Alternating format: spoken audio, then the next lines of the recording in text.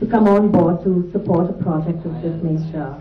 And really, how does it tie in with all the amazing work that you're already doing with the JSW Foundation, especially for women's education and empowerment in Karnataka?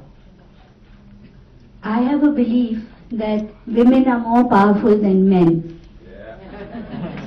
It's only women do not get the exposure because they are busy with their family, and especially in rural areas they don't get a chance to hone their skills. I try and do what I can to help people, especially in the rural areas, especially women. And the only thing, the only goal that I have is that every woman should have a house of its own, so that he doesn't have to ask for his husband or his father or his brother. That is all I want, that all women should have their own home without anyone else's money. That's all I think we should do.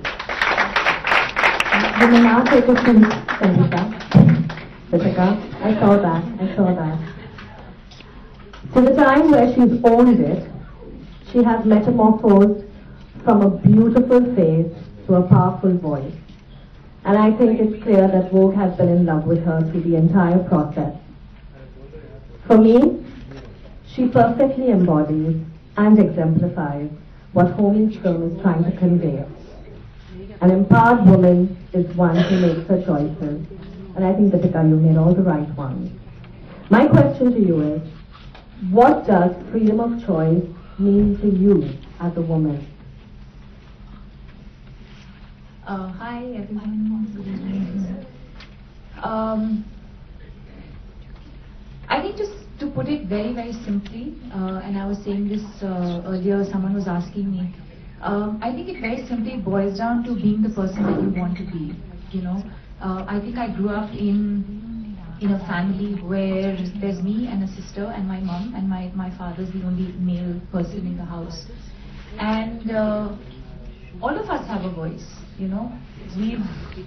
If we had an opinion, we were allowed to share. You know, my parents never said, oh, you have to, or my father never said, oh, you know, you have to do this and you have to do that. So I think stemming from that, I've always as a child been allowed to voice my opinion or to just be the person that I want to be. And I think that's when I at least personally feel truly empowered. When you're not caged, you know, when you don't succumb to expectations, you know, when you speak your mind or you do the things that you want to do and you do the things that make you happy. Yeah, thank you.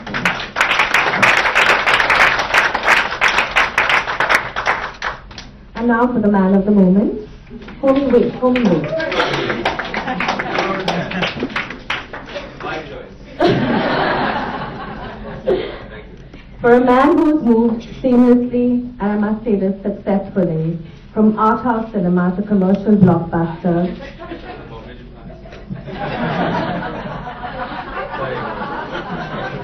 with his trademark crazy, cool, and candor, Homi does know what it's like to live life on his own terms, so I'm not at all surprised that the title of this movie is My Choice.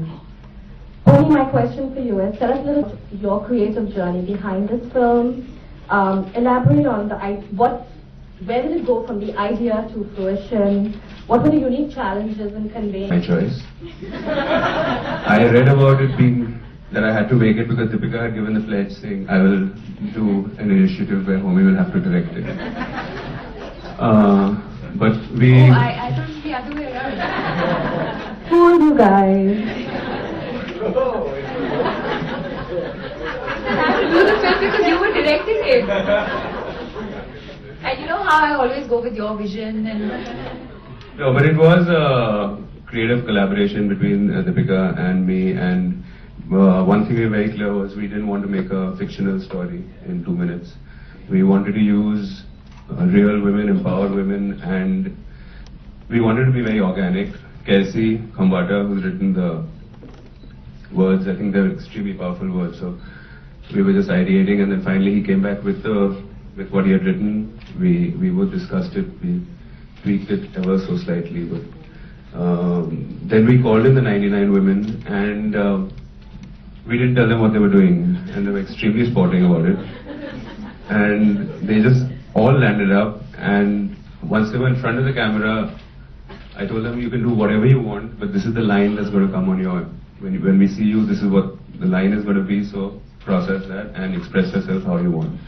And I found when, initially, if you're not an actor, you feel a bit shy about being in front of the camera, but so I told them, if you don't want to do anything, don't do anything. And when you tell someone that, they do everything.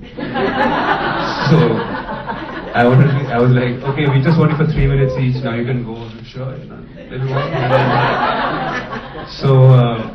yeah, so it worked out very well. I think it's like I said, it's a beautiful piece, and we were very conscious of not letting the visuals take away from it, from the words. And I think this whole thing of moving black and white portraits was what we wanted to do to just enhance and lift what was written. So I can keep talking, so I think I'll stop now. Fair enough, Homi. You could stop. My one question to all three of you all is, what is the single most defining factor? I had a question for Homi. Why 99 women? And in my head, it's like, so I was just cross-checking. If it's like 99 women and the 100 is like all of us, like one woman, no? See, okay, let me tell you the truth. It was 100 women, but I liked the idea of putting 99 in, and then they said, why not 100? And I said, because God said she was busy.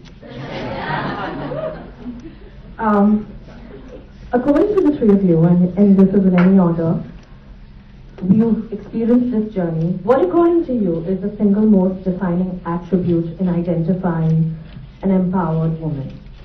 Homi, you want to start first? I think what Deepika said earlier, just a woman who lives on her, I mean, it's a woman who lives on her own terms, and is brave enough in a world which is unfortunately not equal, which is unfortunately extremely regressive. I mean, it's sad that today we have to sit here and talk about gender equality in 2015. It's like a joke, but we do. So I mean, any woman who breaks all that and really doesn't give a shit about that and still lives on her own terms, like Deepika, like Sangeeta, and definitely like my over-empowered wife. I think that's the sign of it. So, yeah. Sangeeta, what about you? What do you think is the most defining attribute for a woman in being empowered? Feel free to like answer for us and share your thoughts. No, really don't. There are television cameras and crews behind. Really don't feel that. Maybe after the evening is over. No. In fact, Adna is just being very empowered with the campaign right now. Adna, we apologize. Do you feel it's financial independence? Financial independence is very, very important. But I think a woman has their own guts. If a woman decides that she wants to do something, a woman does it, in spite of odds. So I think a woman has the intrinsic nature to do exactly what your heart tells you. Deepika? I think it would be again more or less similar to what I said earlier, where I think to be the person that you want to be, and I truly believe that you can only achieve that when you have firstly accepted yourself for who you are and what you are, with all your pluses, minuses, your flaws. You have to first love yourself and accept yourself for the way you are, to then be able to go out there and say, you know what, this is who I am and this is what I stand for. Very true. My last question, Homi, and this is the last question. Yeah. I have you here for the evening, so you're on my time right now. One of the things that really hit me when I started Empower, and I think all of us at Vogue experiences, is people saying that, why are you doing this? It's very urban. Vogue is a very urban brand. Isn't this something that is of more relevance in rural India? My question to you all is, as urban professionals, a filmmaker, a corporate, an actress, a journalist, a media person. What can all of us do to support empowerment in a way, big or small? What do you think we can do? Because honestly, the problem, the violation of rights is as prevalent in urban India, probably even more than it is in rural India, and we know that now. What do you think all of us in this room can do to weave the fabric of empowerment? I think it starts with awareness, which is what this is about. I mean, firstly, we all have to be aware and on the same page. After which you can start, the fact that in a modern society, in urban India, the fact that we are still experiencing this in a workplace, we still have domestic abuse, social inequality, gender inequality. So I think after it's an awareness that needs to be created, and after that, I guess laws have to be put into place and have to be actually followed through with. I mean, that is what the general thing would be to do with. Yeah, something else. Deepika? Tough. I think it stems from a lot of things, but probably education. Right? So, yeah. Sangeeta? I feel that, in India we all say that this is happening and that is happening, but all over the world there are problems. It's not that only India.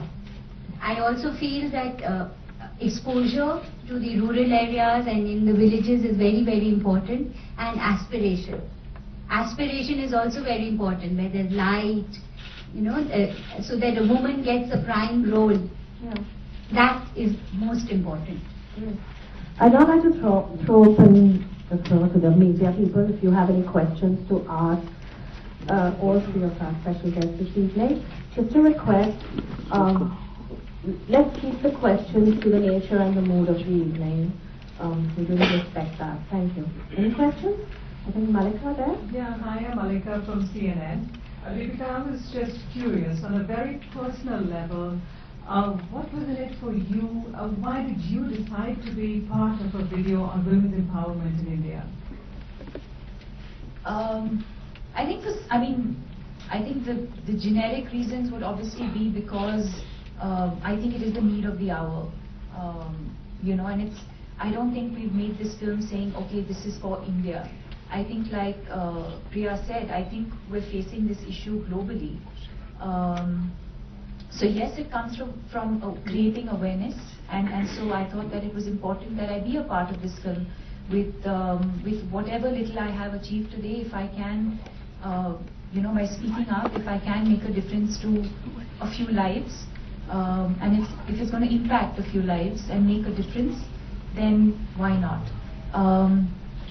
Also because I believe in the Vogue initiative, not just with this film, but the idea of the entire Vogue Empowerment initiative, and the fact that Homi, for me it's really, he's given me Cocktail, he's given me Finding Fanny. Sorry, I have to bring it back to the films, but I think he sees something in me that I guess I would say other people don't, but I think he sees me very, very differently. And it was a phone call, and he was like, I think we should do this, and I was on. So it's as simple as that. Thank you. Any other questions?